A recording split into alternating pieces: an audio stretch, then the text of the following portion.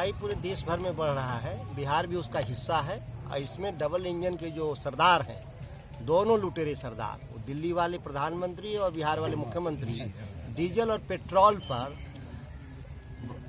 जितना उसका basic price है उससे 2 गुना टैक्स वसूल रहे हैं। यह जो सरदार हैं दोनों, यह देश को लूट रहे हैं दोनों हाथ से, और उसमें उसी के चलते पूरी महंगाई बढ़ रही है।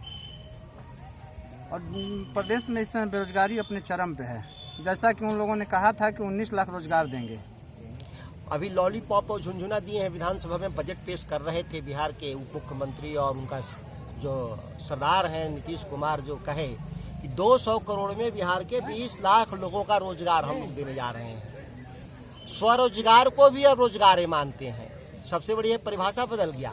रोजगार पहले हम लोग मानते थे जो सरकार में नौकरी मिलती थी उसको रोजगार मानते थे।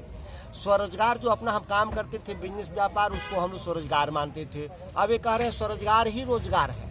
ये तो परिभाषा ही बदल दिया लोगों ने। और शेरे कैमूर और शेरे बिहार के नाम से जाने जाते हैं जगदानंद जी, और उनको तेज प्रताप जी ने कहा था कि हमारे पिताजी की बीमारी की वजह वही है और पार्टी को कमजोर कर रहे हैं।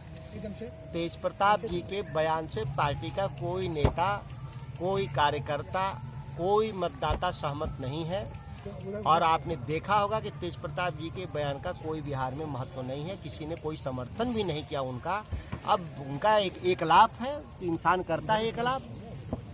लोकतंत्र एक लाभ से नहीं चलता है, प्रलाप से भी नहीं चलता। वो तो पार्टी के बड़े नेता गिने जाते हैं। पार्टी के नेता हैं, बड़े नहीं, पार्टी से बड़े नहीं है। पार्टी से किसान आंदोलन के विषय में क्या कहेंगे? सरकार के द्वारा कहा जा रहा है कि किसानों के लिए, किसानों के हित में ये बिल लाया गया है, मगर आप लोग विरोध कर रहे हैं। बिहार में 2006 में यह कानून आया था। जो दिल्ली में कानून बना है, भारत की सरकार ने जिस कानून को बनाया है, यह कानून बिहार 2006 में आया। आप देख लीजिए, आप तो गवाह हैं, पत्रकार भी और किसान भी हैं।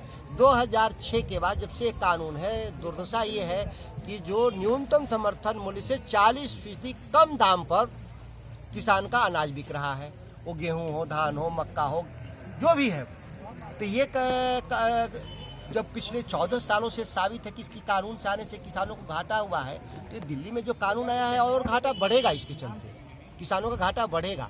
कोई एक साबित कर दे कि किसानों को मुनाफा हुआ इस काम से, कहीं कोई बता दे आंकड़े, अगर भारत सरकार के पास हो, नीतीश कुमार के पास कोई आंकड़े हो।